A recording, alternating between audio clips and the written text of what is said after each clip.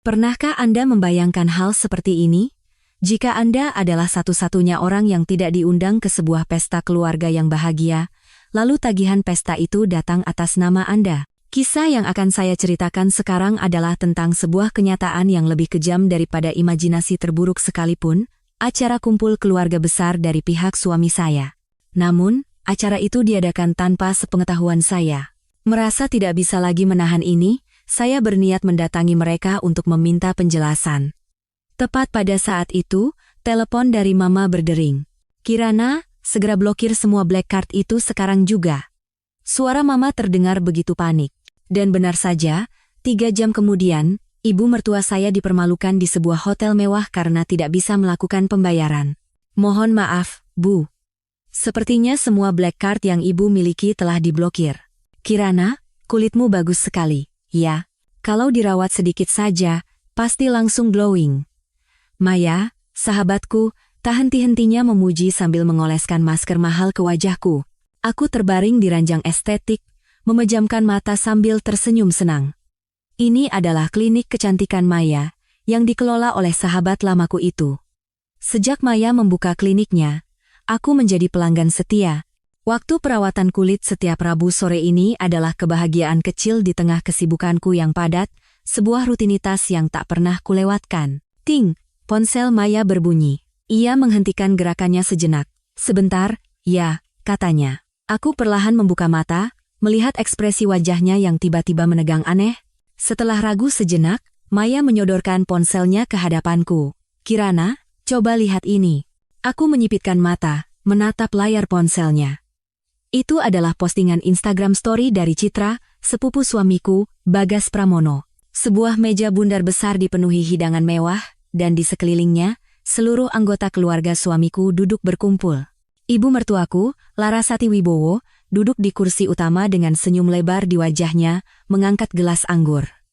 Lokasinya adalah Li Feng, restoran Tiongkok di Hotel Mulia Jakarta. Tulisannya, "Kumpul keluarga hari ini." Kumpul keluarga? Jantungku serasa jatuh ke perut. "Tidak ada yang menghubungimu sama sekali?" tanya Maya hati-hati.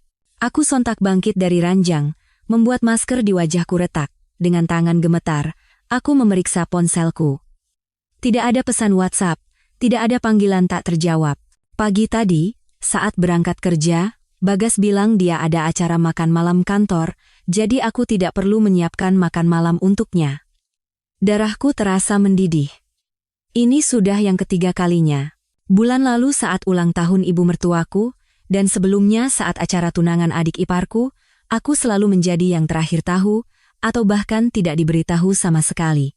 Setiap kali itu terjadi, Bagas hanya sambil lalu berkata lupa, dan ibu mertuaku akan meminta maaf dengan nada dibuat-buat. "Aduh, maaf, ibu benar-benar tidak kepikiran." "Kirana, tenang dulu." Maya mencoba menenangkanku, tapi sia-sia.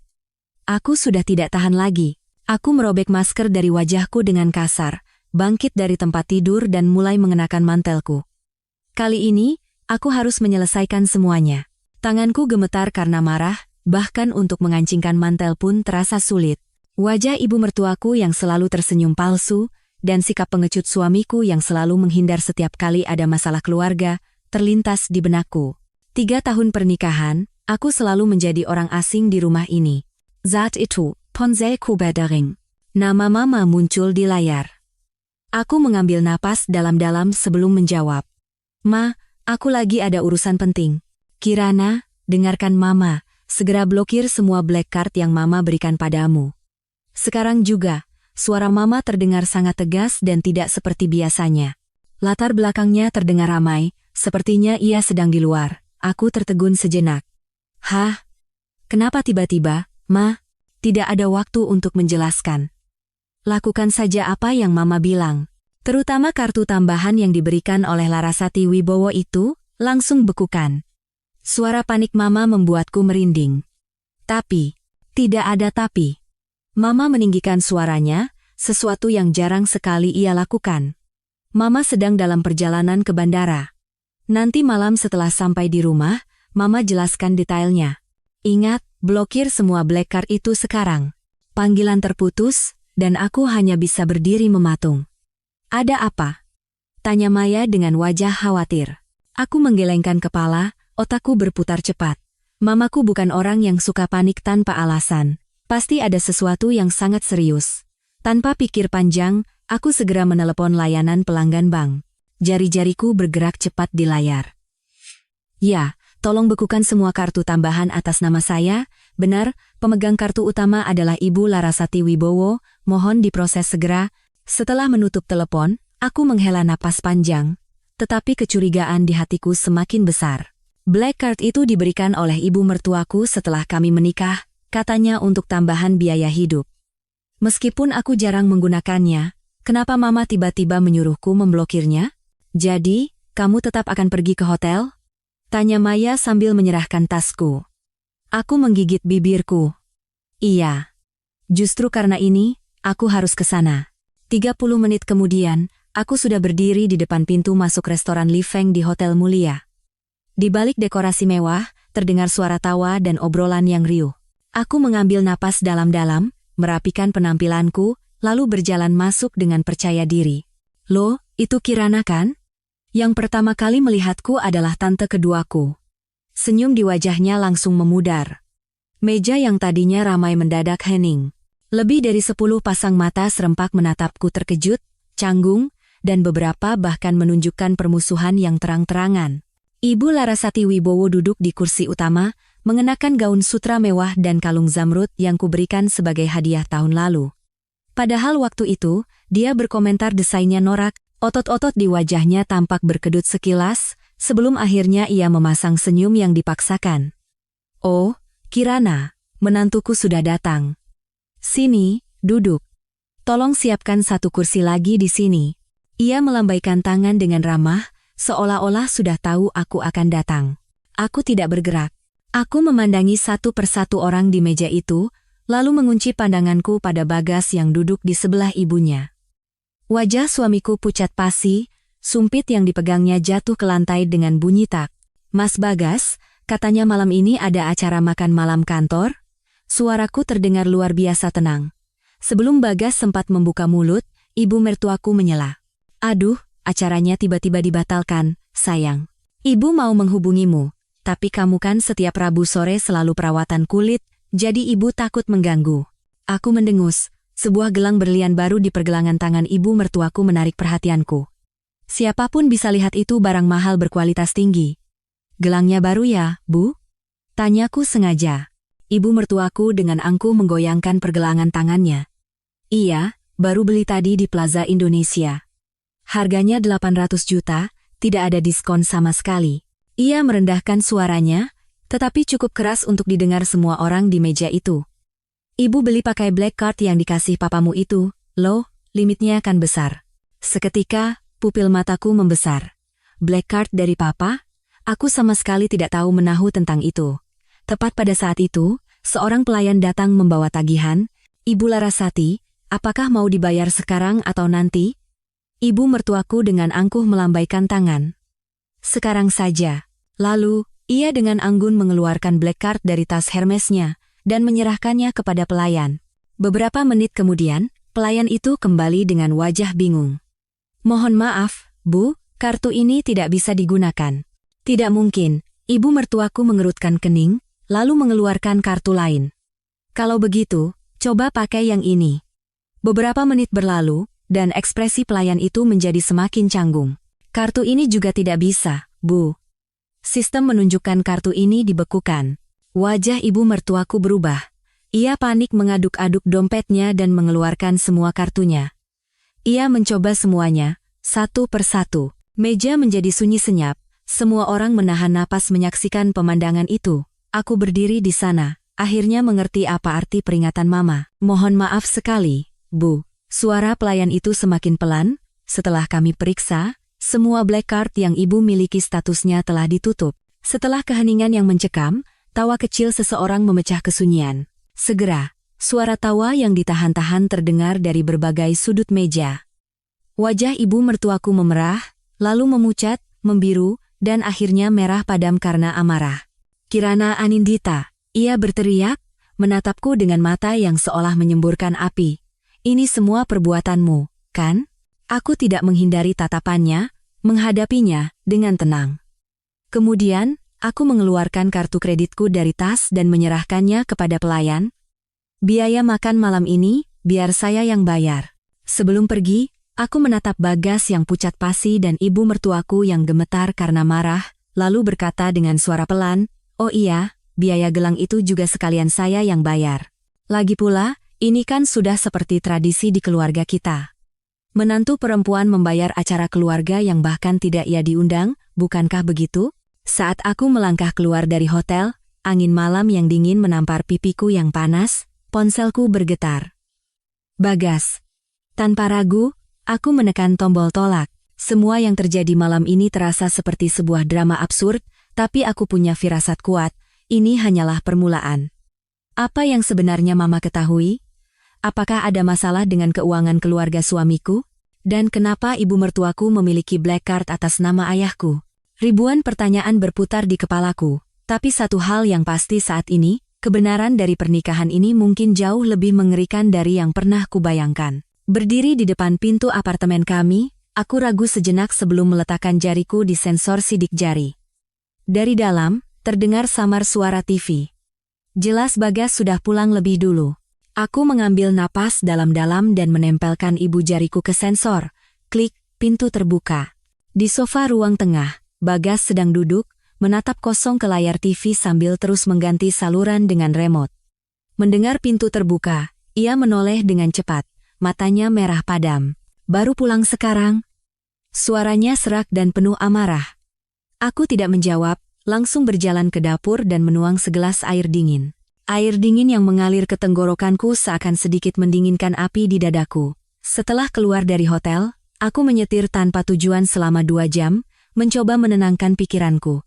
"Kirana, aku sedang bicara denganmu." Bagas membanting remote ke meja dan berteriak. Ia menghampiriku dengan langkah besar. "Kamu tahu tidak betapa malunya Mama hari ini gara-gara kamu?" Seluruh keluarga menertawakannya. Aku perlahan meletakkan gelas dan menghadapinya. "Lalu menurutmu, seberapa malunya aku saat melihat foto itu di media sosial?" Seluruh keluarga berkumpul, tapi hanya aku yang tidak ada. Ini sudah yang ketiga kalinya, Mas Bagas. Ketiga kalinya, itu acara dadakan. Ia mengacak-acak rambutnya dengan frustrasi. "Tidak bisakah kamu sedikit lebih pengertian? Mama kan sudah tua, bisa saja beliau lupa." "Lupa?" Aku tertawa sinis. "Tapi kenapa beliau tidak lupa membeli gelang berlian seharga 800 juta dengan black card pemberian papa, kartu yang bahkan aku tidak tahu keberadaannya?" Ekspresi Bagas langsung menegang. Jakunnya bergerak naik turun, dan pandangannya mulai goyah. Itu adalah ekspresi yang sangat kukenal, kebiasaan yang selalu muncul setiap kali ia berbohong atau menyembunyikan sesuatu. "Black card apa? Aku tidak mengerti apa yang kamu bicarakan." Ia berbalik, mencoba menghindar. Aku menahan lengannya. "Jangan pura-pura tidak tahu. Tadi di hotel, ibumu sendiri yang bilang dia membeli gelang itu dengan kartu dari papa." "Dari mana kartu itu? Kenapa ibumu yang memegangnya?" Bagas menyentakkan tanganku. Suaranya tiba-tiba meninggi. "Sudah cukup. Kamu tidak perlu ikut campur urusan keluargaku. Memangnya kamu siapa?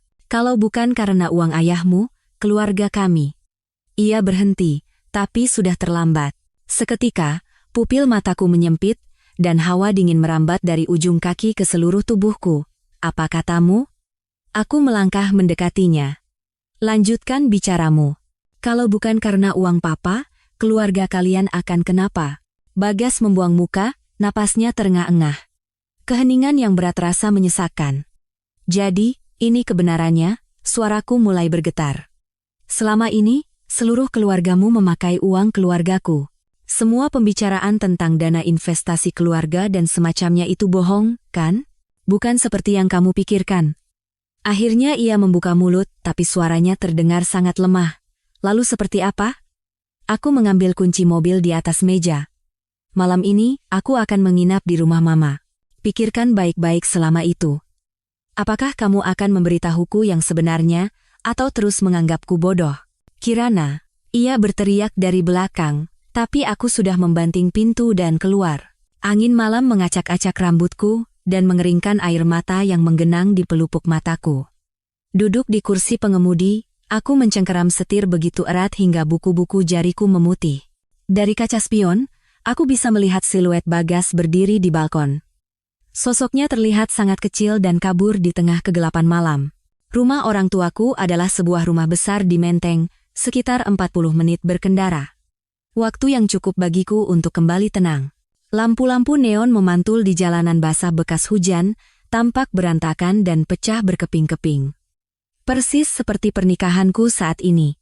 Kirana, Mama, yang membukakan pintu, terkejut melihatku. Loh, jam segini kok kesini?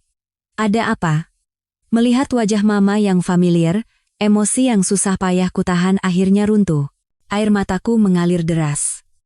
Seperti anak hilang, aku menangis terseduh-seduh di pelukan Mama. Ada apa, Nak? Kamu bertengkar dengan Bagas? Mama menepuk-nepuk punggungku dengan lembut, membawaku ke ruang keluarga.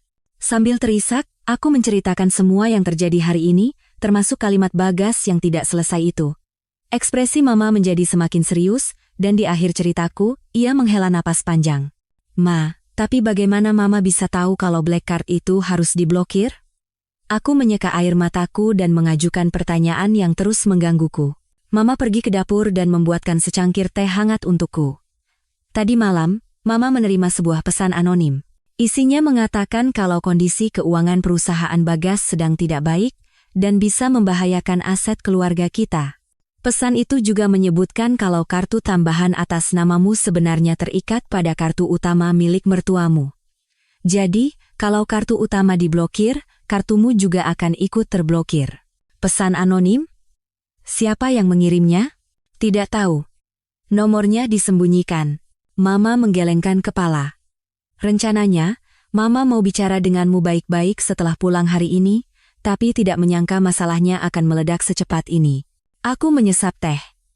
Kehangatannya menyebar ke seluruh tubuhku, sedikit menenangkan pikiranku yang kacau. Apa Papa tahu soal ini? Papamu sedang dinas di Singapura, jadi Mama belum sempat memberitahunya. Mama ragu sejenak sebelum bertanya. Kirana, Mama mau tanya. Selama 3 tahun menikah, apakah keluarga mertuamu pernah meminjam uang darimu atau Papa? Aku berpikir sejenak. Secara langsung sih tidak pernah, Ma. Tapi Mas Bagas beberapa kali menyebutkan tentang dana investasi keluarga mereka, katanya imbal hasilnya sangat bagus, jadi dia menyarankan untuk menanamkan modal kalau ada dana lebih. Setahuku, Papa pernah berinvestasi sekitar 5 miliar rupiah. Wajah Mama seketika pucat pasi. Apa? Papamu tidak pernah bilang apa-apa sama Mama? Jantungku ikut berdebar kencang. Apakah ini masalah serius, Ma? Besok pagi, Mama akan langsung hubungi pengacara dan akuntan kita. Suara Mama terdengar tegang. Kita harus cari tahu apa sebenarnya rencana keluarga Bagas. Malam itu, aku berbaring di tempat tidur kamarku semasa kecil, tidak bisa tidur. Kejadian selama 3 tahun terakhir berputar di kepalaku seperti film. Ibu mertuaku yang selalu bersikap berlebihan setiap kali bertemu orang tuaku, Bagas yang selalu bertanya detail tentang kondisi keuangan keluarga kami, dan tawaran investasi ke dana keluarga mereka yang muncul tiba-tiba. Semuanya terasa mencurigakan. Menjelang fajar, aku baru bisa terlelap, tapi suara dering telepon yang keras membangunkanku. Aku mengucek mata dan meraba-raba mencari ponsel. Di layar, tertera nama Ibu Larasati Wibowo. Setelah ragu sejenak, aku mengangkatnya. Halo, Bu. Kirana, sayang. Suara ibu mertuaku terdengar luar biasa ramah. Soal kemarin, Ibu yang salah. Ibu minta maaf, ya? Apa hari ini kamu ada waktu untuk makan siang? Ibu mau traktir kamu makanan enak. Kita bicara berdua saja. Aku langsung terjaga. Selama 3 tahun menikah, ibu mertuaku tidak pernah sekalipun mengajakku makan berdua saja, apalagi meminta maaf. Keramahan yang tidak wajar ini justru membuatku waspada. Sepertinya hari ini tidak bisa, Bu, saya sudah ada janji. Aku menolak dengan halus. Kalau besok bagaimana? Ibu tahu ibu sudah membuatmu sedih. Kita harus luruskan kesalahpahaman di antara kita, kan? Lihat besok ya, Bu. Akhir-akhir ini saya agak sibuk. Aku menjawab sekenanya, lalu teringat sesuatu. Oh iya, Bu. Kemarin gelang berlian itu, Ibu bilang dibeli dengan black card dari Papa, kan? Bagaimana ceritanya ya, Bu? Hening sejenak di seberang telepon. Lalu terdengar tawa canggung. Aduh, ibu ini pikun sekali. Ibu salah bicara. Itu kartu ibu sendiri. Kartu dari papamu itu sudah lama tidak dipakai. Kebohongan yang sangat jelas. Aku menggenggam ponselku erat-erat. Oh begitu? Tapi kenapa ya pelayannya bilang semua black card ibu diblokir? Itu mungkin karena ada masalah di sistem bank mereka. Kirana, semalam Bagas tidak bisa tidur sama sekali. Loh, kalian jangan sampai renggang gara-gara masalah ini, ya? Baik, Bu. Maaf, saya sedang tidak bisa bicara lama. Saya tutup dulu ya. Aku tidak ingin mendengar suaranya yang penuh kepalsuan lebih lama lagi dan segera menutup telepon. Begitu meletakkan ponsel, sebuah pesan WhatsApp masuk. Dari Susan, teman kuliahku yang sekarang menjadi eksekutif di sebuah bank asing. Kirana, bisa ditelepon? Penting. Pesan yang singkat namun mendesak. Aku langsung meneleponnya. Susan, ada apa? Kirana, dengarkan baik-baik. Ini mungkin topik yang sensitif, tapi aku merasa harus memberitahumu. Kemarin, ada peringatan yang muncul di sistem manajemen risiko internal bank kami, terkait perusahaan suami kamu. Jantungku mulai berdebar kencang. Peringatan apa? 3 anak perusahaan grup mereka, dalam 6 bulan terakhir, telah mengambil pinjaman hampir 100 miliar rupiah, hanya dari bank kami. Anehnya, agunan yang mereka gunakan untuk semua pinjaman itu adalah aset pabrik yang sama. Ini jelas agunan ganda, kemungkinan besar penipuan pinjaman. Susan berhenti sejenak, lalu melanjutkan. Yang lebih aneh lagi, begitu dana pinjaman masuk, dalam waktu kurang dari 48 jam, semuanya ditransfer ke rekening di luar negeri. Tanpa sadar aku mencengkeram selimutku. Maksudmu? Aku tidak bisa bilang pasti, tapi ini terlihat seperti upaya melarikan aset ke luar negeri. Kirana, karena ini sepertinya menyangkut keluargamu juga, aku merasa perlu memberitahumu lebih dulu. Terima kasih, Susan. Setelah menutup telepon, pikiranku menjadi kosong. Jika apa yang dikatakan Susan benar, maka keluarga suamiku tidak hanya memiliki masalah keuangan, tetapi kemungkinan besar terlibat dalam tindak kriminal. Dan investasi 5 miliar dari ayahku. Ponselku berdering lagi. Kali ini, Bagas. Aku tidak menjawabnya, langsung berganti pakaian dan turun ke bawah. Mama sedang membaca koran di meja makan. Aku duduk di hadapannya dan berkata dengan tegas, "Ma, tolong berikan kontak detektif swasta yang Mama kenal." Mama mengangkat kepalanya dengan terkejut. Tiba-tiba, ada apa lagi? Aku menceritakan semua yang kudengar dari Susan. Wajah Mama menjadi semakin kaku. Mama akan segera hubungi Pak Ansori, pengacara kita, dan atur janji dengan detektif Irawan. Tapi, Kirana, kamu harus kuatkan hatimu. Hasil penyelidikannya mungkin tidak akan menyenangkan. Aku tahu, Ma. Aku menggigit sepotong roti lapis yang sudah dingin. Rasanya hambar. Tapi aku harus tahu kebenarannya. Saat itu, bel pintu berbunyi. Asisten rumah tangga kami membuka pintu, dan suara Bagas terdengar. "Permisi, Bu. Apa Kirana ada di sini?" Aku dan Mama saling berpandangan. Mama bangkit dari kursinya. "Biar Mama yang." "Tidak perlu, Ma. Aku menahannya. Biar aku saja." Bagas yang berdiri di depan pintu terlihat sangat kuyuh. Lingkaran hitam tebal menggelayut di bawah matanya. Melihatku, ia memaksakan senyum. "Kirana, kita perlu bicara." "Bicara apa?" tanyaku dingin. "Tentang bagaimana keluargamu menggelapkan uang keluargaku. Atau tentang gelang 800 juta di pergelangan tangan ibumu?" Wajah Bagas menegang. "Jadi kamu sudah tahu semuanya." Satu kalimat itu, bagai belati tajam, menembus sisa harapan terakhirku. Dia mengakuinya. Begitu saja, dengan mudahnya. "Apa yang aku tahu mungkin jauh lebih banyak dari yang kamu bayangkan," kataku, berusaha menahan getaran suaraku. "Jadi, lebih baik kamu pulang sekarang. Sampai semua kebenaran terungkap, tidak ada lagi yang perlu kita bicarakan." "Kirana." Ia melangkah maju, mencoba meraih tanganku.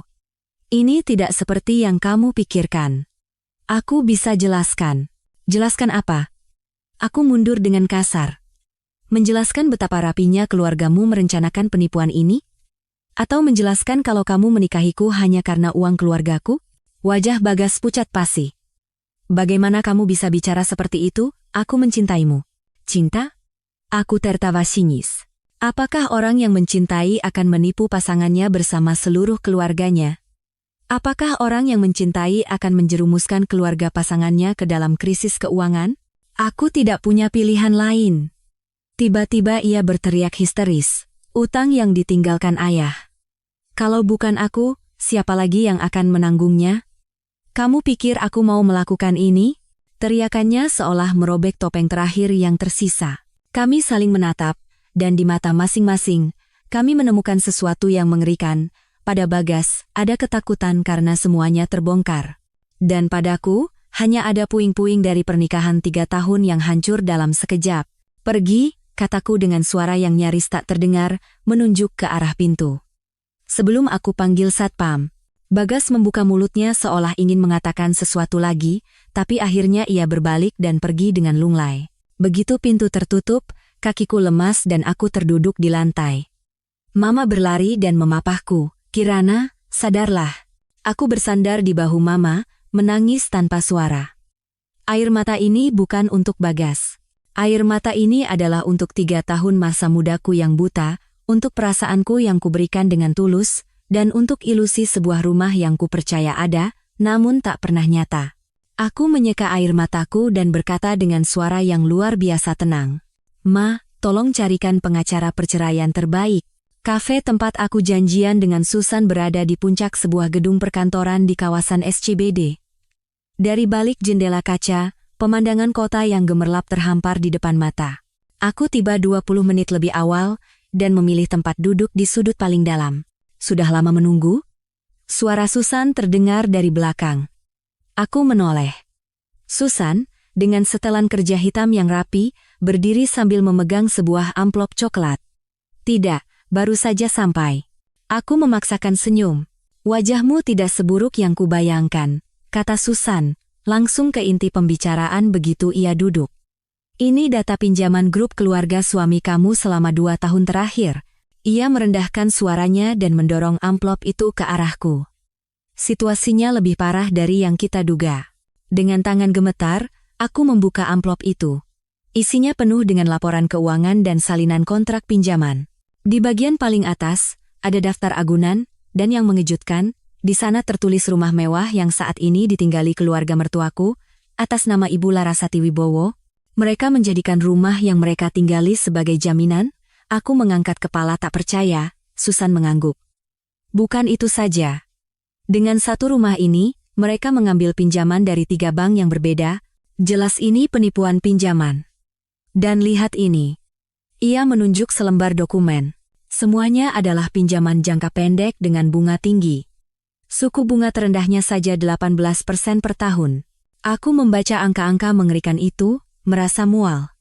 Uang yang setiap bulan diberikan Bagas sebagai biaya hidup, ternyata adalah utang yang tak berbeda dari pinjaman lintah darat.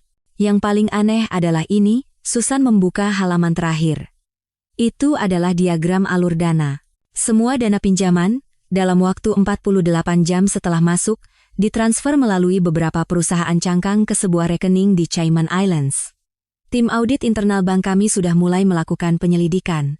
Aku menatap diagram alur dana yang rumit itu, dan menemukan sebuah nama yang familiar, Sinar Nusantara Trading. Ini kan perusahaan sepupu Mas Bagas? Secara dokumen, iya. Tapi pemilik sebenarnya adalah sebuah perusahaan asing bernama Star International. Susan menatapku dengan tatapan penuh arti.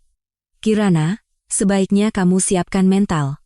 Ini kemungkinan besar adalah aksi penggelapan aset yang terencana. Saat itu, ponselku bergetar. Bagas. Aku menekan tombol tolak dan membalikkan ponselku. Tak lama, pesan WhatsApp masuk. Kirana, kita perlu bicara. Mama masuk rumah sakit. Aku mendengus. Dalam situasi seperti ini, dia masih menggunakan alasan sakit untuk memancing simpati. Benar-benar murahan. Sekarang kamu mau bagaimana? Tanya Susan khawatir. Aku mengambil napas dalam-dalam dan membereskan dokumen. Pertama, aku harus bertemu pengacara untuk melindungi asetku. Lalu, aku akan mencari tahu apa sebenarnya yang mereka rencanakan. Susan ragu sejenak, lalu berkata, Kirana, aku tidak tahu apakah aku harus mengatakan ini atau tidak, tapi Katakan saja. Saat ini, tidak ada yang tidak bisa kutahan. Bulan lalu, acara makan malam bank kami diadakan di Henshin Sky Lounge. Aku melihat Bagas di sana. Dia bersama seorang wanita muda, dan mereka terlihat sangat mesra.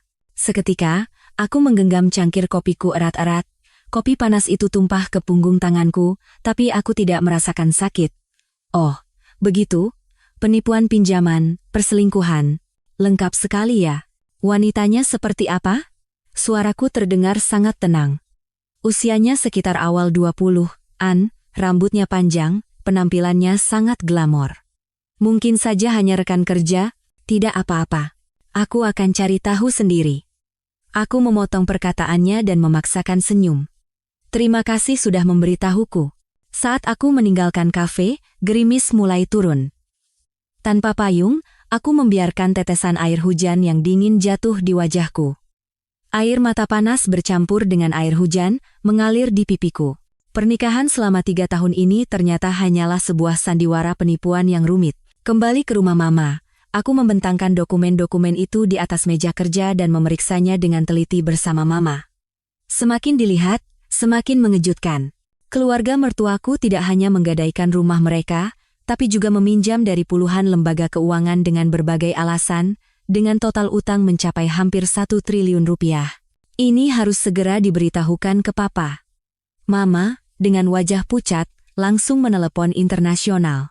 Ayah di seberang telepon terdiam cukup lama, lalu hanya mengatakan satu kalimat, "Aku akan naik penerbangan pertama besok." Setelah menutup telepon, Mama tiba-tiba memelukku. "Kirana, maafkan kami. Gara-gara kami memaksakan pernikahan ini, aku hanya berdiri kaku." Benar, jika orang tuaku tidak terbutakan oleh penampilan luar keluarga mertuaku dan begitu mendesakku untuk menikah, mungkin aku tidak akan pernah menikahi Bagas. Tapi sekarang, apa gunanya mengatakan itu? Larut malam, aku pergi ke apartemenku bersama Bagas untuk mengambil barang-barang yang kubutuhkan. Saat pintu terbuka, rumah itu gelap gulita. Syukurlah dia tidak ada di rumah, pikirku lega. Tapi begitu aku menyalakan lampu kamar, aku nyaris berteriak. Bagas sedang duduk di tepi tempat tidur. Matanya cekung, dan beberapa kaleng bir kosong berserakan di lantai. "Sudah pulang, ya?" Ia berdiri terhuyung-huyung. Bau alkohol yang menyengat tercium dari tubuhnya. Aku mengabaikannya dan masuk ke walk-in closet untuk mulai berkemas. "2 hari ini kamu kemana saja?" Ia mengikutiku ke dalam dan bertanya dengan nada menuduh. "Mama masuk rumah sakit, kamu tidak tahu? Apa hubungannya denganku?" kataku dingin sambil melemparkan pakaian ke dalam koper. Tiba-tiba, Bagas mencengkeram pergelangan tanganku dengan kasar. "Kirana, kamu tidak punya hati nurani, ya? Ibuku sudah begitu baik padamu, bagaimana bisa kamu seperti ini?" Aku menyentakkan tangannya dengan keras. "Baik katamu. Membelikan gelang 800 juta dengan uang keluargaku itu namanya baik? Menipu papa untuk berinvestasi di perusahaan fiktif itu namanya baik?" Ekspresinya langsung berubah, seolah separuh mabuknya hilang. "Kamu bicara omong kosong apa? Hentikan saja." Aku mengeluarkan setumpuk dokumen dari tasku dan melemparkannya ke wajahnya. "Lihat ini baik-baik. Agunan ganda, penipuan pinjaman, penggelapan aset ke luar negeri. Seluruh keluargamu itu penipu." Dokumen-dokumen itu beterbangan dan jatuh ke lantai. Bagas menatap kertas-kertas yang berserakan di bawah. Wajahnya memerah, lalu pucat, dan akhirnya menjadi kelabu. "Siapa yang memberikan ini padamu?" Suaranya tiba-tiba menjadi sangat tenang, bahkan terdengar mengancam. "Setidaknya kamu tidak mengelak lagi, ya?" kataku sambil tersenyum sinis. "Kamu takut?" Bagas mengambil napas dalam-dalam, lalu tiba-tiba mengubah ekspresinya menjadi memelas. "Kirana, tolong dengarkan aku. Perusahaan sudah sulit sejak sebelum ayah meninggal. Aku hanya ingin melindungi keluarga kami. Jadi kamu menggelapkan uang keluargaku dan bahkan berselingkuh?" Tanpa sadar, kata-kata itu keluar dari mulutku. Pupil matanya menyempit. "Aku berselingkuh? Siapa yang bilang?" "Kamis malam minggu lalu, di Henshin Sky Lounge." "Perlu kujelaskan lebih detail?" Aku menatapnya tajam. Ekspresi Bagas berubah dari kaget, menjadi bingung, dan akhirnya menjadi sebuah kepasrahan yang aneh. "Baiklah. Toh semuanya sudah terbongkar." Ia mengangkat bahu. Benar. Aku punya wanita lain. Namanya Vania.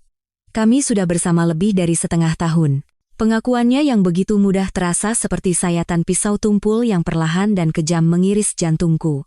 Aku mengira setidaknya ia akan mencari alasan, atau setidaknya berpura-pura menyesal, tapi tidak. Sikap acuh tak acuhnya yang terang-terangan ini membuatku merasa lebih hina daripada perselingkuhan itu sendiri. Kenapa? Satu kata itu berhasil keluar dari sela-sela gigiku yang terkatup rapat. Kenapa? Bagas tiba-tiba mulai tertawa. Tawa yang membuatku merinding. Kirana, kamu itu terlalu membosankan. Setiap hari hanya belanja atau perawatan kulit. Selain itu, kamu hanya peduli pada hal-hal sepele. Kamu seperti boneka porselen yang dibuat dengan indah, sampai-sampai aku takut menyentuhmu. Tapi Vania berbeda. Dia bersemangat, penuh gairah. Dan dia tahu apa yang diinginkan seorang pria. Aku mengangkat tanganku dan menampar pipinya keras-keras. Suara plak menggema di kamar yang sunyi. Kepala Bagas berpaling ke samping, lalu perlahan kembali menatapku. Matanya penuh kebencian. Tamparan yang bagus. Tapi itu tidak akan mengubah apapun, katanya sambil menjilat bibirnya. Sekarang kita bicara bisnis. Aku berbalik, menarik koperku dan hendak pergi. Tapi Bagas menghalangi pintu. Investasi ayahmu yang 5 miliar itu, menurut kontrak, jika ditarik sebelum waktunya, ada denda 30%. Dan rumah ini, meskipun uang mukanya dari keluargamu, cicilannya kita bayar bersama, jadi ini harta gono gini. Aku berbalik dan menatapnya tajam. Ya deh, apa maumu? Sederhana, kata Bagas sambil merapikan kerah bajunya. Aku butuh 10 miliar rupiah sekarang juga. Minta pada ayahmu, katakan akan ku kembalikan beserta bunganya sebulan lagi. Sebagai imbalannya, aku akan menceraikanmu dengan tenang. Uang investasi ayahmu juga akan kukembalikan penuh. Aku menatapnya dan merasa pria di hadapanku ini begitu asing dan mengerikan. Ini bukan Bagas yang kukenal, yang lembut dan penuh perhatian. Ini adalah orang lain, orang yang bisa menjual jiwanya demi uang. Mimpi saja, kataku, menekan setiap suku kata. Keluargaku tidak akan memberikan sepeser pun padamu. Wajah Bagas menegang. Kalau begitu, jangan harap bisa bercerai dengan mudah. Aku akan mengulur prosesnya selama 1 atau 2 tahun, dan akan kupastikan kamu hancur. Aku tidak ingin berbicara dengannya lagi, mendorongnya ke samping dan berjalan menuju pintu. Saat aku memegang gagang pintu, ponselnya berdering.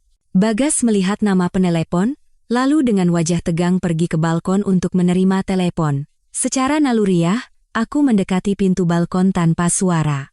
Dari balik kaca, aku bisa mendengar percakapannya yang terputus-putus. Tidak bisa. Uang itu tidak bisa disentuh sekarang. Aku tahu batas waktunya sudah dekat. Beri aku waktu seminggu lagi.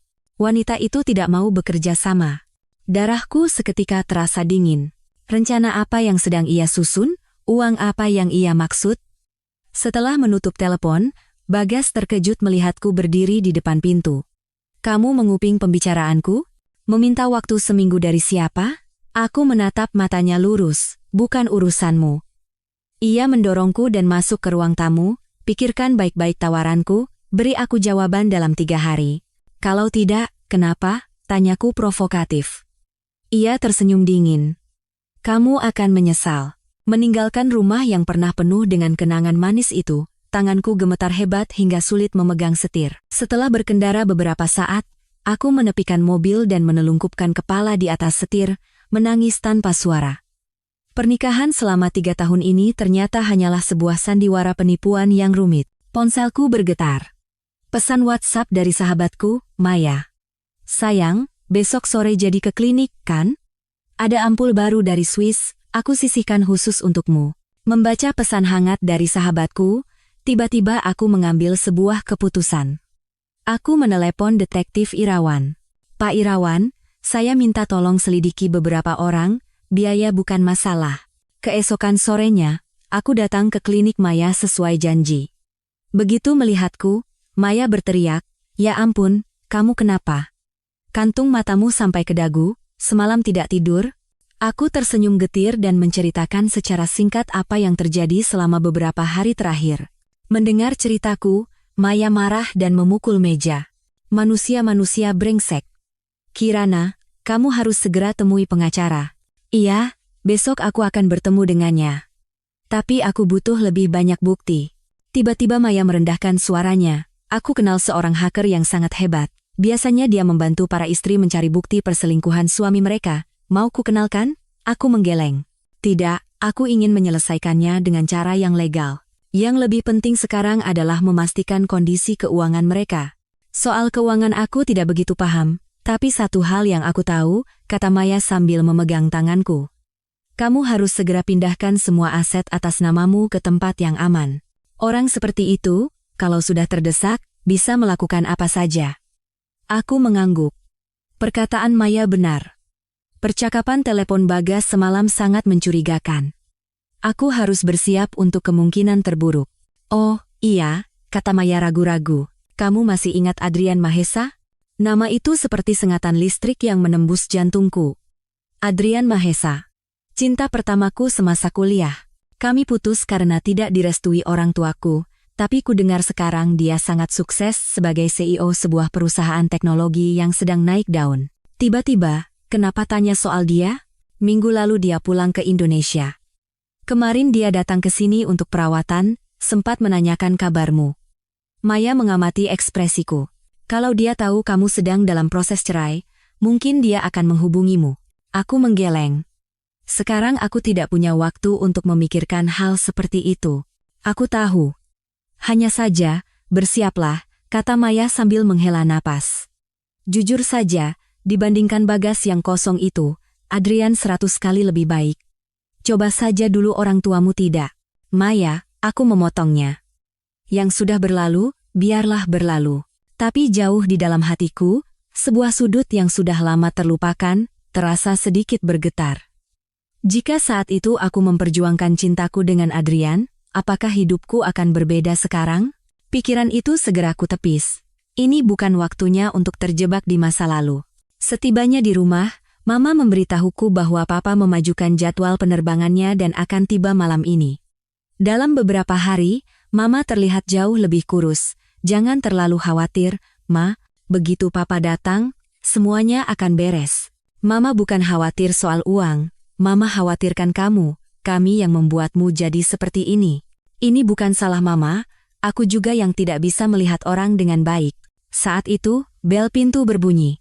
Asisten rumah tangga kami masuk membawa sebuah paket. Mbak Kirana, ada paket.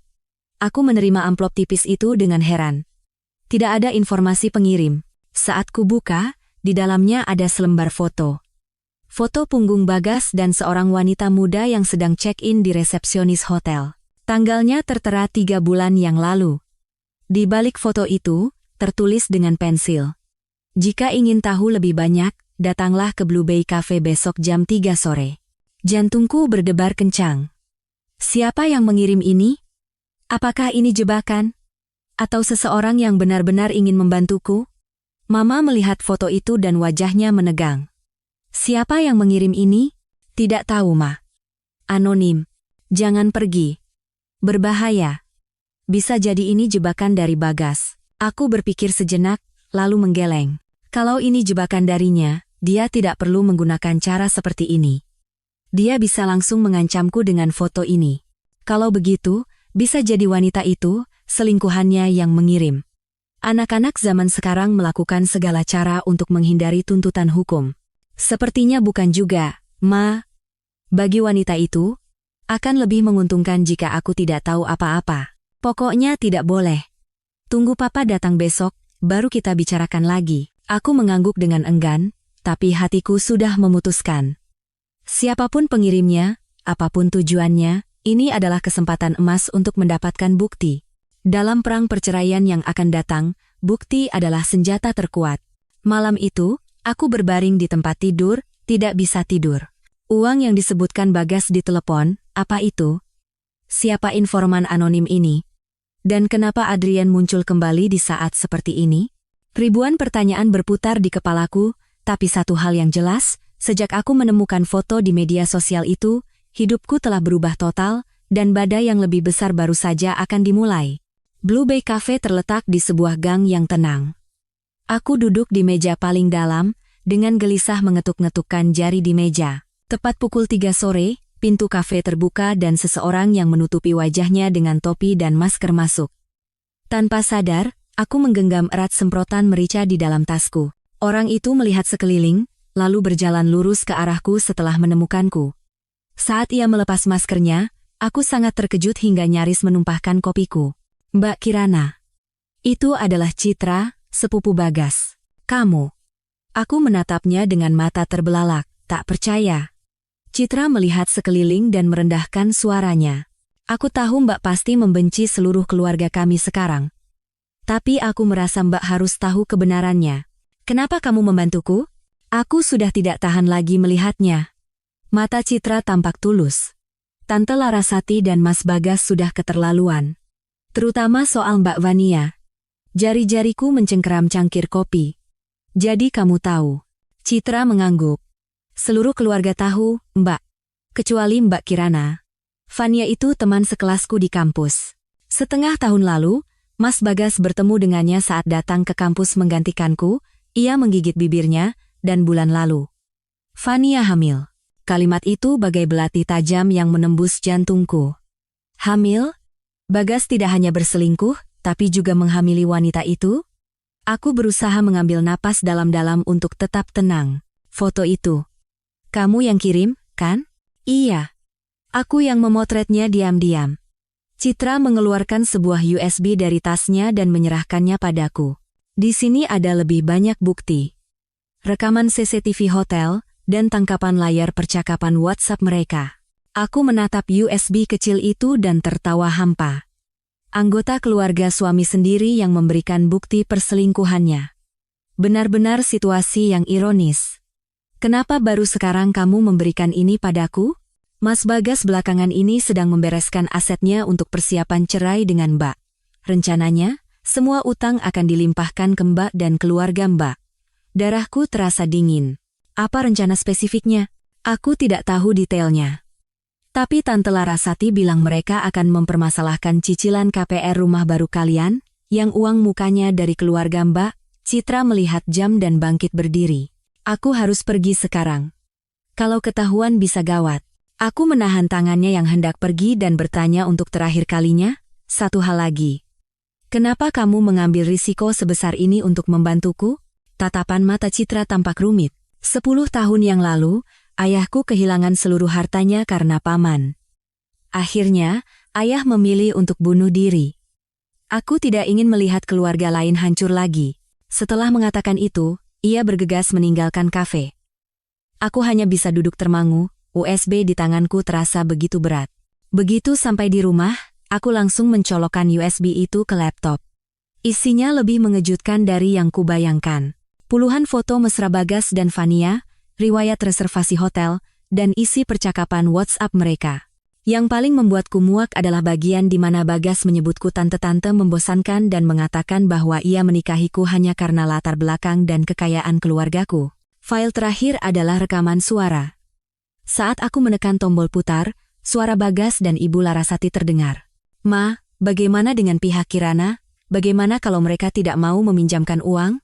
Tenang saja, kata pengacara, kalau kita bisa membuktikan bahwa 5 miliar itu adalah pinjaman, bukan investasi, kita bisa menuntut mertuamu. Dan rumah baru itu, meskipun uang mukanya dari keluarga mereka, cicilannya kan kalian bayar bersama, kalau cerai, setidaknya setengahnya jadi milik kita. Harga rumahnya sudah naik 2 kali lipat, kita harus cepat. Lalu Vanya? Dia baik-baik saja. Katanya sudah hamil 3 bulan. Sehat sekali. Kalau ada anak, posisi kita akan lebih kuat. Ingat, sebelum tanda tangan surat cerai, semua aset harus sudah dipindahkan ke nama Vania. Setelah rekaman selesai, aku duduk membatu di depan komputer. Seluruh tubuhku terasa dingin. Ini bukan sekadar perselingkuhan atau penipuan. Ini adalah kejahatan yang direncanakan dengan sangat matang, yang sejak awal menargetkan aku dan keluargaku. Saat itu, ponselku berdering. Detektif Irawan. Ibu Kirana, hasil penyelidikan awal untuk kasus yang Ibu minta sudah keluar. Perusahaan Bagas Pramono, di atas kertas memang terlihat baik-baik saja, tapi sebenarnya mereka tenggelam dalam utang, dan perselingkuhan suami Ibu juga sudah kami konfirmasi. Tolong selidiki hal yang lebih penting dari itu, aku memotongnya. Pertama, alur dana terbaru keluarga mertua saya. Kedua, latar belakang wanita bernama Fania itu. Baik, Bu. Oh, dan satu hal lagi. Kami menemukan catatan kunjungan Bagas Pramono ke sebuah klinik kandungan minggu lalu. Bersama seorang wanita muda. Aku memejamkan mata. Kuku-kukuku menancap di telapak tangan tanpa kusadari. Terus selidiki. Biaya bukan masalah. Setelah menutup telepon, aku langsung menghubungi pengacara pribadi ayahku, Pak Ansori. Mendengar ceritaku, beliau langsung menyarankan 3 tindakan. Pertama, memindahkan semua tabungan atas namaku ke rekening orang tuaku. Kedua, mengumpulkan lebih banyak bukti tentang penipuan keluarga mertuaku. Ketiga, tidak gegabah membicarakan perceraian sebelum semua bukti terkumpul. Selama beberapa hari berikutnya, di permukaan aku bersikap seolah tidak terjadi apa-apa, tapi di bawahnya, aku bergerak cepat. Detektif Irawan setiap hari mengirimkan laporan baru, dan tim pengacara mempersiapkan langkah hukum. Ayah yang baru kembali dari Singapura, pada awalnya sangat marah, tetapi kemudian kembali tenang dan mulai mengambil langkah-langkah untuk melindungi aset keluarga kami. Jumat sore, saat aku sedang meninjau dokumen di kantor pengacara, sebuah telepon dari nomor tak dikenal masuk. Dengan istri dari Bapak Bagas Pramono, kami dari UGD Rumah Sakit Pusat. Ibu mertua Anda, Ibu Larasati Wibowo, baru saja dibawa ke sini, kondisinya cukup kritis, beliau ingin berbicara dengan wali. Aku mengerutkan kening. Gejalanya apa ya? Sepertinya serangan jantung akut, harus segera diurus administrasinya dan membayar uang jaminan. Aku nyaris tertawa sinis. Tepat di saat kami sedang mempersiapkan serangan balik, Ibu Larasati pingsan. Ini jelas sebuah pertunjukan. Baik. Saya akan segera ke sana. Aku menjawab dengan bohong, dan begitu menutup telepon, aku langsung menghubungi detektif Irawan. Tolong periksa apakah ada pasien bernama Larasati Wibowo yang masuk UGD Rumah Sakit Pusat sore ini. 10 menit kemudian detektif itu menelepon kembali. Catatan masuknya ada, Bu. Tapi menurut informasi, beliau masuk dengan berjalan kaki sendiri, dan hasil pemeriksaan menunjukkan tidak ada kelainan apapun. Sudah kuduga. Aku tersenyum dingin. Terus awasi. Saya juga akan ke rumah sakit sekarang. Di bangsal UGD, Ibu Larasati berbaring setengah duduk di tempat tidur. Wajahnya terlihat sangat segar, sulit dipercaya ia seorang pasien. Begitu aku masuk, ia tiba-tiba memegangi dadanya dengan ekspresi kesakitan. Kirana, akhirnya kamu datang juga. Ibu kira tidak akan bisa melihatmu lagi. Aku menahan rasa jijik dan berpura-pura khawatir. Kata dokter bagaimana, Bu? Katanya pasokan darah ke jantung kurang lancar. Harus dirawat inap untuk observasi, katanya sambil menghela napas. Uang jaminannya 5 juta rupiah, tapi ibu tadi kesini terburu-buru jadi tidak bawa kartu. Ternyata ujung-ujungnya uang. Aku tertawa dalam hati, sambil berkata dengan tenang, biar saya yang urus Bu. Sudah hubungi Mas Bagas? Belum. Dia kan lagi sibuk, ibu tidak mau membuatnya khawatir. Ibu Larasati membuang muka.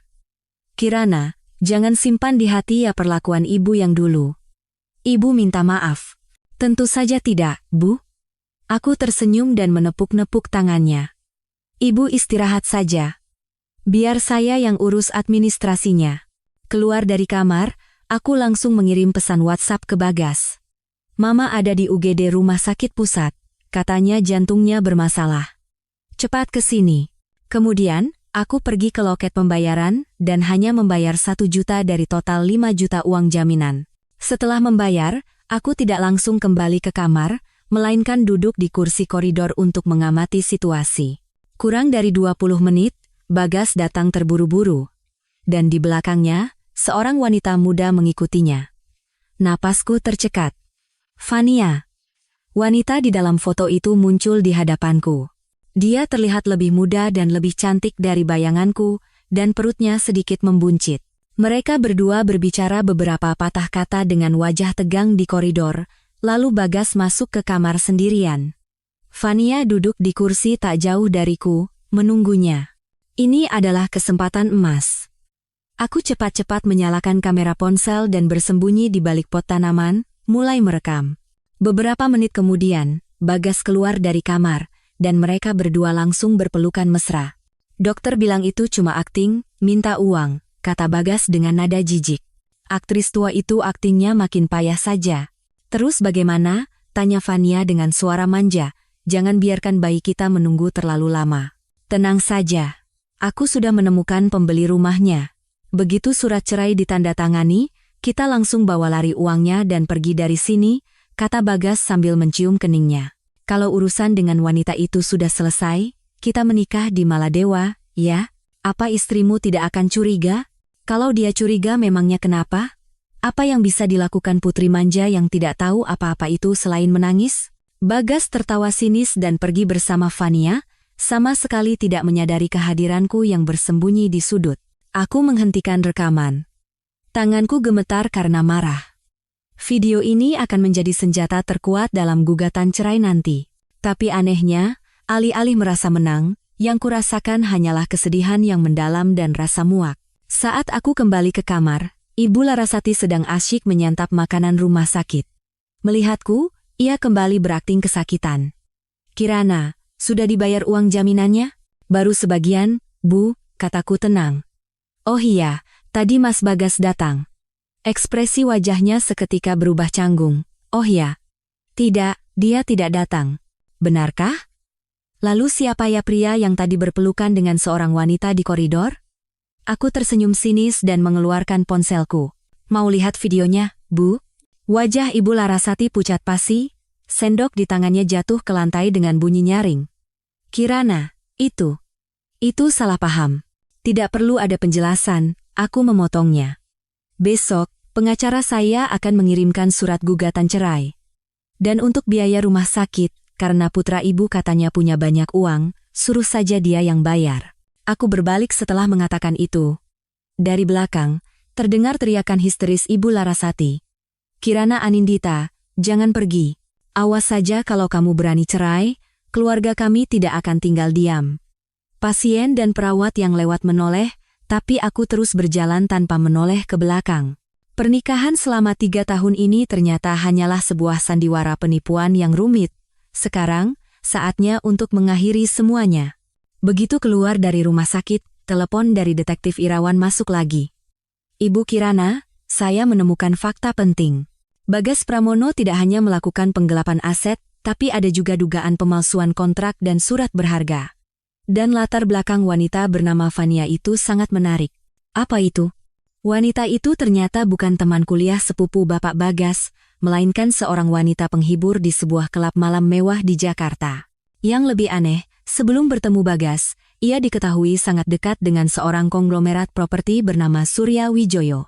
Dan Surya Wijoyo ini adalah kreditur terbesar perusahaan keluarga mertua ibu. Aku berhenti melangkah. Maksud Bapak, menurut saya, di balik kasus perselingkuhan ini, ada konspirasi yang lebih besar. Saya sedang melakukan penyelidikan tambahan dan akan melapor kembali besok. Menutup telepon, aku merasa sangat lelah. Pernikahan ini sejak awal adalah sebuah perangkap, dan aku dengan bodohnya masuk ke dalamnya. Sekarang, aku tidak hanya harus melawan pengkhianatan suamiku, tapi juga sebuah konspirasi besar. Saat aku tiba di rumah, Ayah dan Pak Ansori sudah menungguku di ruang kerja. Setelah aku menceritakan kejadian di rumah sakit dan menunjukkan video rekamanku, wajah Ayah mengeras karena marah. Manusia-manusia biadab. Pak Ansori, seberapa besar peluang kita untuk menang? Pak Ansori membetulkan letak kacamatanya. Bukti untuk tuduhan penipuan sudah lebih dari cukup. Ditambah dengan video ini, gugatan cerai sudah pasti kita menangkan. Tapi untuk mendapatkan kembali investasi Bapak yang 5 miliar itu, kita butuh bukti langsung yang lebih kuat bahwa uang itu adalah hasil dari tindakan penipuan. Detektif Irawan akan memberikan data tambahan besok. Lalu bagaimana dengan rumah baru itu? Saya sudah mengajukan permohonan sita aset. Besok, jika pengadilan mengeluarkan surat perintah sita, rumah itu akan dibekukan. Mereka tidak akan bisa menggelapkan sepeser pun. Ayah merangkul bahuku. Kirana, jangan terlalu tertekan. Mereka tidak layak membuatmu menderita. Aku memaksakan senyum. Aku tidak sedih, Yah. Aku hanya merasa konyol. Bagaimana bisa selama 3 tahun, aku sama sekali tidak mengenal sifat asli seseorang. Malam itu, aku berdiri di balkon, menatap lampu kota di kejauhan. Besok akan menjadi hari dimulainya pertempuran panjang ini. Bagaimana reaksi Bagas dan Ibu Larasati? Apa peran Fania yang misterius itu? Dan apakah Citra benar-benar membantuku karena hati nurani? Atau ada udang di balik batu?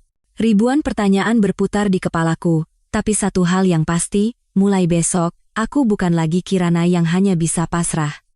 Semua luka dan tipu daya yang diberikan keluarga mertuaku, akan kubalas setimpal. Saat itu, ponselku bergetar. Sebuah pesan teks dari nomor tak dikenal. Hati-hati dengan Fania. Ada orang di belakangnya? Besok jam 10 pagi, kita bertemu di tempat biasa. Seorang teman. Aku mengerutkan kening membaca pesan misterius ini. Siapa yang mengirimnya? Citra?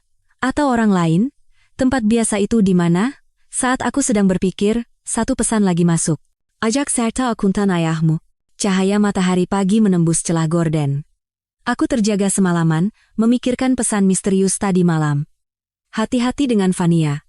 Ada orang di belakangnya. Aku bangkit dari tempat tidur, mengenakan kemeja putih sederhana dan celana panjang hitam, lalu mengikat rambutku dengan rapi. Tatapan mataku di cermin jauh lebih tajam dan kuat dibandingkan sebulan yang lalu. Saat turun, Ayah dan Pak Wangsa, rekan lama Ayah sekaligus seorang akuntan ahli, sudah duduk di meja makan. Kirana, tidurmu nyenyak semalam? Ayah menyodorkan segelas susu hangat. Iya, aku menoleh ke Pak Wangsa. Pak Wangsa, hari ini saya mungkin butuh bantuan Bapak untuk memeriksa beberapa pembukuan. Pak Wangsa membetulkan letak kacamatanya. Tentu saja. Urusan ayahmu adalah urusanku juga. Aku ragu sejenak, lalu menceritakan tentang pesan teks semalam. Ayah mengerutkan kening. Apa ini bukan jebakan? Mereka yang sudah terdesak bisa melakukan apa saja. Sepertinya bukan, yah. Kalau ini suruhan Mas Bagas, dia tidak akan menyuruhku membawa akuntan. Siapapun orangnya, kita harus tetap berhati-hati. Aku sudah menyuruh beberapa pengawal untuk mengikutimu dari jauh. Kalau ada apa-apa, langsung hubungi ayah. Pukul 9:30 pagi, aku dan Pak Wangsa menuju lokasi yang ditentukan, Blue Bay Cafe, tempat yang sama di mana aku bertemu Citra. Di dalam mobil, Pak Wangsa memeriksa data keuangan yang kubawa sambil berdecak. Pembukuan ini terlalu berantakan. Jelas ini hasil kerja amatir. Ia menunjuk sebuah catatan transfer. Uang yang sama, dalam satu hari, melewati 5 perusahaan berbeda sebelum akhirnya masuk ke rekening di luar negeri ini. Apa bisa dilacak pemilik sebenarnya, Pak? Sulit. Perusahaan luar negeri seperti ini biasanya berlapis-lapis, jadi sulit menemukan pemilik aslinya. Tapi, ia menunjuk satu nama perusahaan. Star International. Rasanya aku pernah dengar nama ini. Mobil kami berhenti di depan kafe. Aku duduk di dekat jendela, mengawasi keadaan di luar. Tepat pukul 10, pintu kafe terbuka dan seorang pria tinggi masuk. Ia mengenakan setelan abu-abu tua dan kacamata berbingkai emas. Pria berusia awal 40-an dengan aura intelektual. Napasku tercekat. Aku mengenal pria itu. Surya Wijoyo, konglomerat properti terkenal di kota ini, dan kreditur terbesar perusahaan keluarga mertuaku. Ibu Kirana Anindita? Ia mendekati meja kami dan bertanya dengan sopan. Tanpa sadar tubuhku menegang. Pak Surya? Pesan itu dari Bapak? Pena? Ia duduk dengan tenang dan mengangguk singkat ke arah Pak Wangsa. Pak Wangsa. Saya sudah banyak mendengar tentang Anda. Pak Wangsa menatapnya dengan waspada. Anda mengenal saya? 10 tahun yang lalu, saat keluarga Pramono mengakuisisi PT Bangun Perkasa, Anda yang memimpin audit keuangannya, kan? Surya Wijoyo tersenyum tipis. Akuisisi itu akhirnya terbukti sebagai penipuan laporan keuangan, dan PT Bangun Perkasa hancur. Ekspresi Pak Wangsa seketika menegang. Anda, putra dari Pak Wijoyo, pemilik Bangun Perkasa? Beliau adalah ayah saya. Tatapan mata Surya Wijoyo menggelap. Ayah saya meninggal karena serangan jantung tidak lama setelah kejadian itu. Aku terkejut mendengar percakapan mereka. 10 tahun yang lalu, aku masih kuliah dan tidak tahu menahu tentang pertarungan bisnis seperti ini. Pak Surya, apakah alasan Anda memanggil kami hari ini adalah untuk balas dendam? Pena. Surya Wijoyo mengeluarkan sebuah map tebal dari tasnya dan meletakkannya di depanku. Ini adalah buku besar asli keluarga Pramono selama 5 tahun terakhir. Semua bukti tentang penggelapan pajak, agunan ganda, dan pelarian aset ke luar negeri ada di sini. Saat kubuka map itu, halaman pertama berisi diagram alur dana yang rumit, dan tujuan akhir dari semua uang itu adalah sebuah rekening dengan inisial SW. Surya Wijoyo.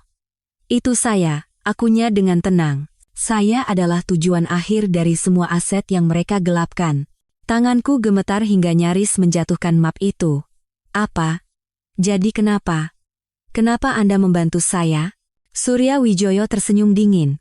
Utang keluarga Pramono pada saya bukan hanya soal uang, ada nyawa ayah saya. Nyawa adik perempuan saya yang bunuh diri karena depresi, dan 10 tahun hidup saya yang kuhabiskan untuk merencanakan balas dendam ini. Yang saya inginkan adalah kehancuran total keluarga Pramono. Suaranya mengandung kebencian yang mendalam. Ini bukan sekadar sengketa bisnis. Ini adalah dendam kesumat. Fania, dia orang Anda. Aku teringat isi pesan itu. Anda cerdas. Dia adalah umpan yang saya pasang untuk menjerat Bagas. Tapi belakangan ini anak itu mulai tidak patuh. Sepertinya dia benar-benar jatuh cinta pada Bagas. Katanya dia hamil. Bohong. Surya Wijoyo mendengus. Surat keterangan hamil itu palsu, saya yang menyuruh orang untuk membuatnya. Tujuannya agar Bagas bergerak lebih cepat. Aku mengambil napas dalam-dalam, mencoba mencerna semua informasi mengejutkan ini. Bagas tertipu oleh kehamilan palsu, dan dalang di baliknya adalah pria yang duduk di hadapanku ini.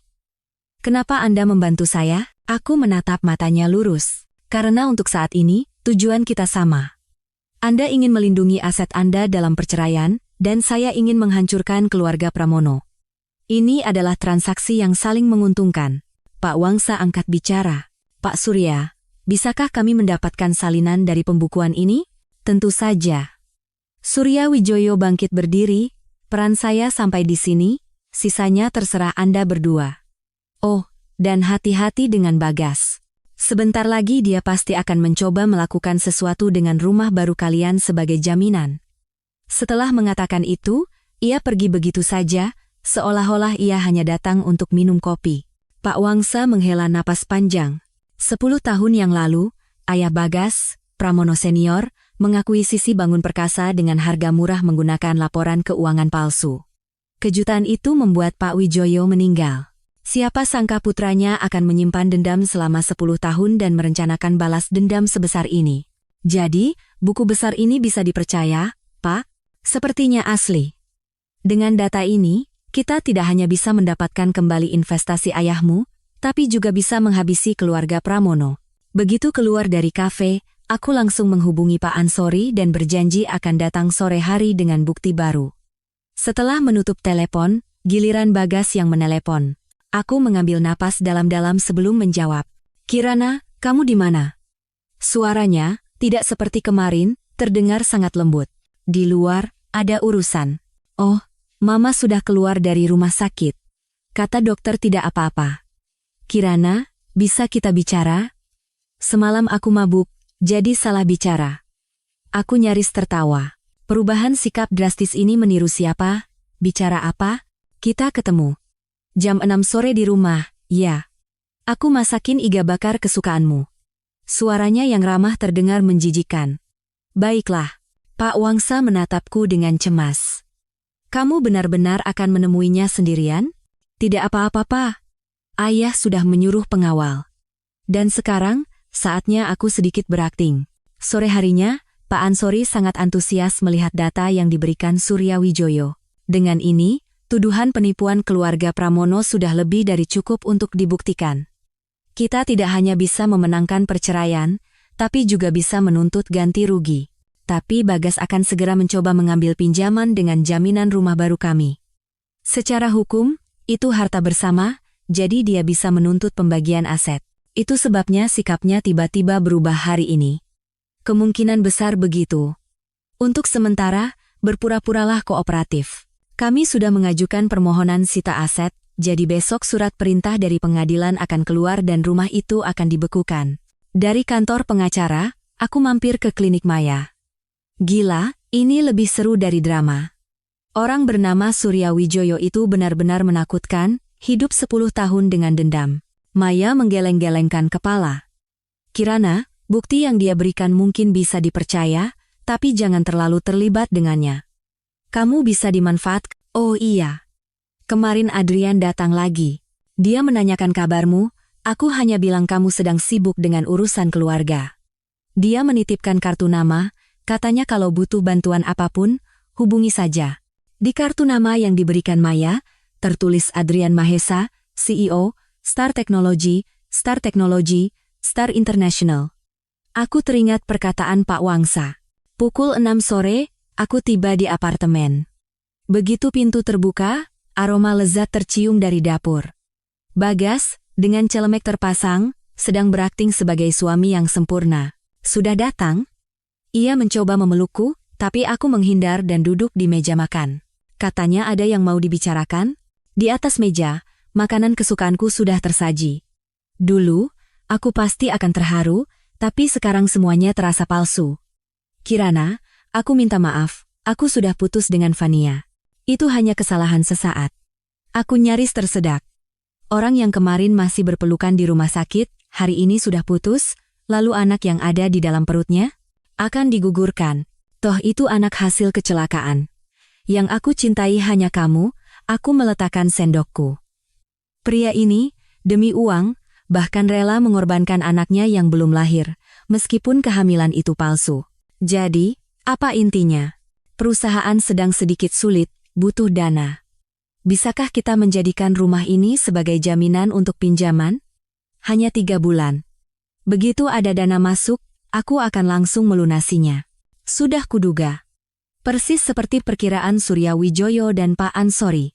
Aku tertawa dalam hati, berpura-pura ragu. Berapa? Sekitar 10 miliar. Aku butuh waktu untuk berpikir. Tidak ada waktu.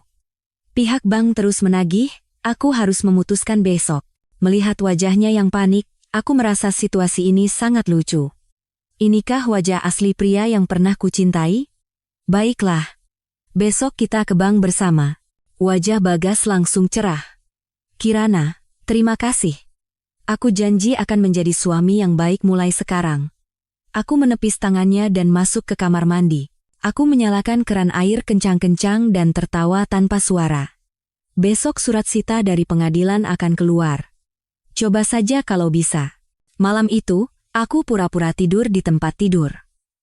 Bagas mengendap-endap mendekat, menggunakan jariku untuk membuka kunci ponselku. Ia dengan cepat memeriksa sesuatu, lalu meletakkannya kembali. Begitu ia keluar dari kamar, aku langsung memeriksa ponselku. Di folder baru dihapus, ada foto diagram alur dana dari Surya Wijoyo yang sudah dipulihkan. Kenapa dia? Keesokan paginya, aku dan Bagas pergi ke bank. Petugas bank memeriksa dokumen, lalu mengerutkan kening. Aneh. Apartemen ini statusnya sedang dalam proses sita jaminan oleh pengadilan, jadi tidak bisa dijadikan agunan pinjaman atau dijual. Apa? Bagas sontak berdiri. Siapa yang mengajukan sita? Pemohonnya atas nama Ibu Kirana Anindita. Bagas menatapku dengan mata menyala-nyala. Ini perbuatanmu. Iya, kataku tenang menghadapinya. Bukan hanya rumah ini, tapi seluruh aset atas namamu mungkin sudah dibekukan. Kamu mau mati, hah? Saat ia mengangkat tangannya, 2 pengawal yang berjaga di belakang langsung melumpuhkannya. Aku mengeluarkan surat gugatan cerai dari tasku dan menyodorkannya. Tanda tangani. Itu yang terbaik untuk kita berdua. Ekspresi Bagas berubah dari marah, menjadi kaget, dan akhirnya menjadi senyum sinis yang aneh. Kirana Anindita, jangan pikir ini sudah berakhir. Kita lihat saja siapa yang akan tertawa terakhir. Sorenya, Pak Ansori menelepon. Katanya Bagas menghubunginya, bersedia menyetujui perceraian dengan syarat aku melepaskan hak atas investasi 5 miliar itu. Sikap yang anehnya terlalu kooperatif. Tepat saat itu, ayah menelepon, mengajakku pergi ke pesta perayaan ulang tahun perusahaan kolega besok malam, untuk refreshing dan bertemu orang-orang baru. Keesokan malamnya, aku mengenakan gaun hitam sederhana dan pergi bersama ayah ke ballroom Hotel Mulia. Saat ayah sedang menyapa kenalannya, aku berdiri sendiri sejenak.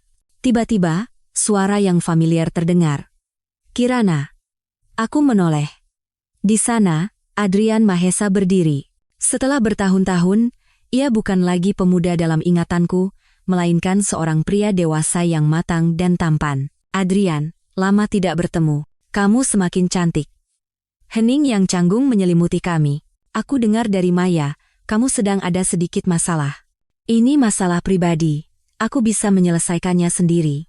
Kirana, kalau butuh bantuan apapun, kapanpun, hubungi aku. Nomorku masih sama. Matanya menunjukkan kekhawatiran yang tulus. Saat aku hendak mengucapkan terima kasih, pintu ballroom terbuka dan Bagas masuk. Di lengannya, Fania bergelayut manja. Ia mengenakan gaun merah ketat, dan perutnya sama sekali tidak buncit. Aku mematung. Bagaimana mereka bisa ada di sini? Bagas melihatku dan Adrian, lalu tersenyum provokatif dan mendekat. Wah, Kirana. Kebetulan sekali. Di sebelahmu siapa? Adrian Mahesa. CEO Star Technology. Adrian lebih dulu mengulurkan tangan. Mendengar nama Star Technology, ekspresi Bagas seketika menegang. Sayang, tidak dikenalkan? Fania menyahut dengan nada manja. Istriku, Kirana Anindita. Dan di sebelahnya, temannya. Istri? Suara Fania menajam. Katanya mau cerai. Teriakannya membuat orang-orang di sekitar menoleh. Wajahku memanas karena marah dan malu. Tepat pada saat itu, Adrian merangkul bahuku. Kirana, ayahmu mencari. Ayo kita ke sana. Berkat bantuannya, aku bisa menghindar, tapi dari belakang terdengar suara mereka berdua bertengkar. Tidak perlu marah karena orang seperti mereka, kata Adrian sambil menyodorkan segelas sampanye.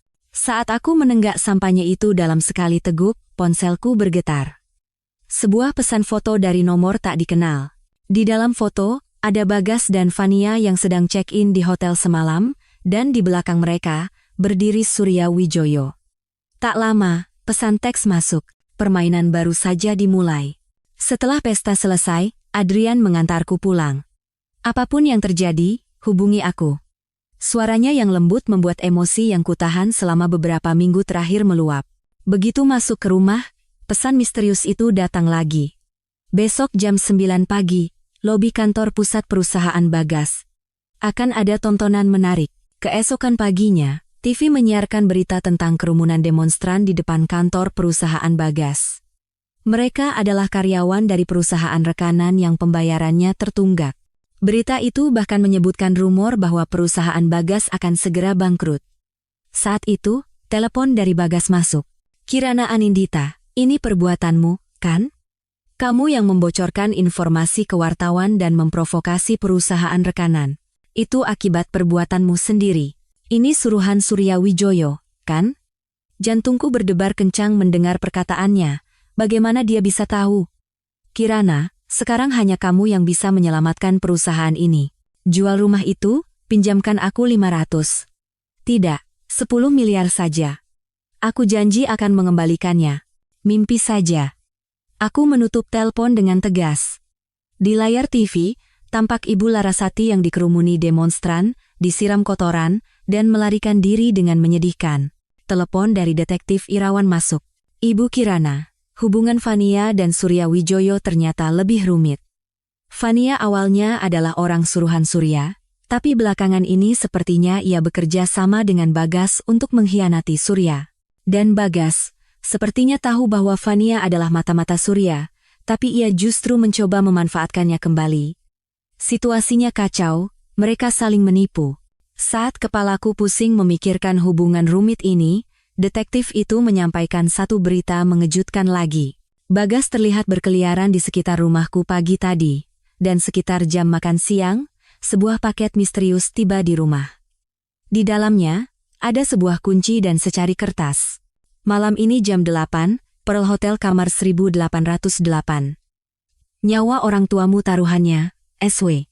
Tanganku gemetar hingga menjatuhkan kunci itu. Apakah Surya Wijoyo mengancam orang tuaku? Saat aku sedang bingung, telepon dari Bagas masuk. Kirana, kita bertemu untuk terakhir kalinya. Surat cerai, akan kutandatangani sesuai keinginanmu. Malam ini jam 8, di lobi Pearl Hotel. Ia menutup telepon tanpa menunggu jawabanku. Pearl Hotel, hotel yang sama yang disebutkan Surya. Ini adalah jebakan. Pukul 7:30 malam, Setelah berpikir panjang, aku pergi ke tempat yang ditentukan, tentu saja, dengan pengawal di belakangku dan setelah memberitahu semua situasi kepada Pak Ansori, di lobi Pearl Hotel, Bagas tidak terlihat. Tepat pukul 8, pesan teks masuk. Naik ke kamar 1808. Sendirian. Kalau tidak, orang tuamu akan celaka. Aku memberi isyarat kepada pengawal untuk menyusul 5 menit lagi, lalu masuk ke lift. Pintu kamar 1808 sedikit terbuka. Saat aku masuk dan menyalakan lampu, aku nyaris berteriak.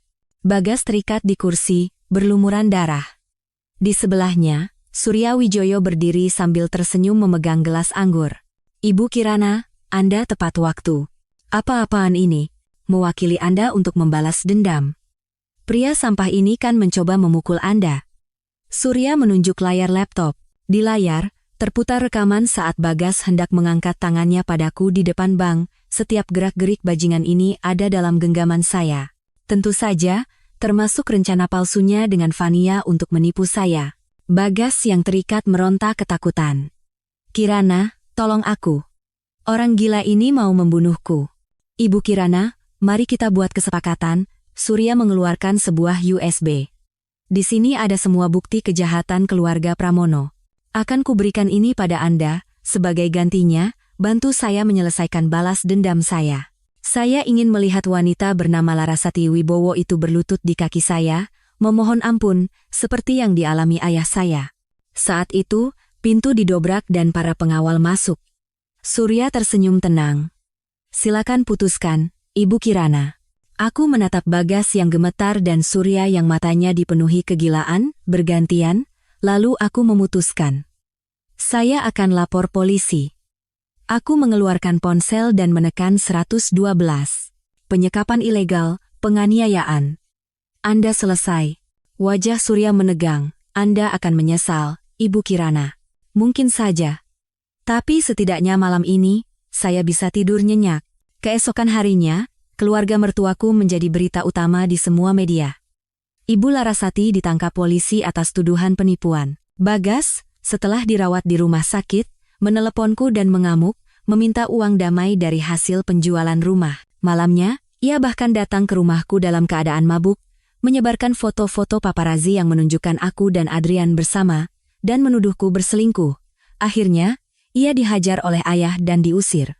Beberapa hari kemudian, aku menerima kabar yang tidak bisa kupercaya dari rumah sakit. Aku hamil 5 minggu.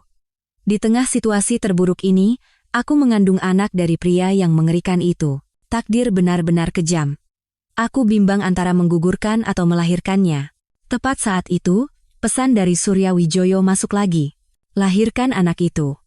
Aku akan pastikan Bagas tidak akan pernah tahu seumur hidupnya. Kalau tidak, besok seluruh dunia akan tahu tentang kehamilanmu. Kenapa Surya Wijoyo ingin melindungi anakku? Apa tujuan sebenarnya? Dan beberapa hari kemudian, aku menghadapi kebenaran yang mengerikan. Bagas ternyata bukan anak kandung ayahnya, dan anak di dalam kandunganku adalah satu-satunya pewaris darah keluarga Pramono. Balas dendam Surya yang sesungguhnya adalah merampas segalanya dari keluarga Pramono, lalu mewariskan semuanya kepada anakku, yang tidak memiliki hubungan apa-apa dengan mereka. Cara paling kejam untuk memutus garis keturunan mereka. Di tengah pusaran balas dendam raksasa ini, aku harus membuat pilihan terakhir untuk melindungi anakku. Mampukah aku lepas dari takdir yang kejam ini dan memulai hidup baru bersama anakku? 1 tahun kemudian, aku berdiri di pantai Maladewa yang mempesona, mengenakan gaun pengantin. Di sampingku, Adrian dengan tuksedonya, dan di depan kami, putraku, Harapan, berjalan tertatih-tatih mengenakan setelan jas kecil. 1 tahun terakhir ini bagaikan badai. Di tengah ancaman dan bujukan Surya, aku akhirnya memutuskan untuk melahirkan anakku. Dan Adrian selalu ada di sisiku, menjadi penopang yang kokoh. Ia menyayangi Harapan seperti putranya sendiri, dan memberiku cinta yang paling hangat di dunia. Keluarga Pramono hancur total. Ibu Larasati divonis penjara, dan kudengar Bagas kehilangan segalanya dan menjadi gelandangan. Sesuai janjinya, Surya Wijoyo mengumpulkan sisa aset keluarga Pramono dan mendirikan sebuah yayasan atas nama Harapan, tapi aku tidak bergantung pada uang itu. Dengan kekuatanku sendiri, dan bersama Adrian, Aku yakin bisa membesarkan harapan menjadi anak yang paling bahagia di dunia. Setelah upacara pernikahan, sebuah pesta diadakan di pantai. Aku melihat seorang pria berdiri di kejauhan, di atas sebuah batu karang. Itu adalah Bagas, yang terlihat sangat kurus. Ia hanya menatap kami dari jauh.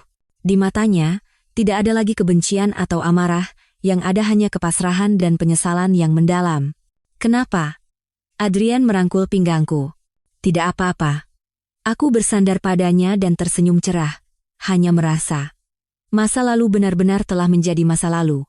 Seperti tanah yang menjadi lebih padat setelah badai besar berlalu, hidupku, setelah melewati rasa sakit, menyambut kebahagiaan baru.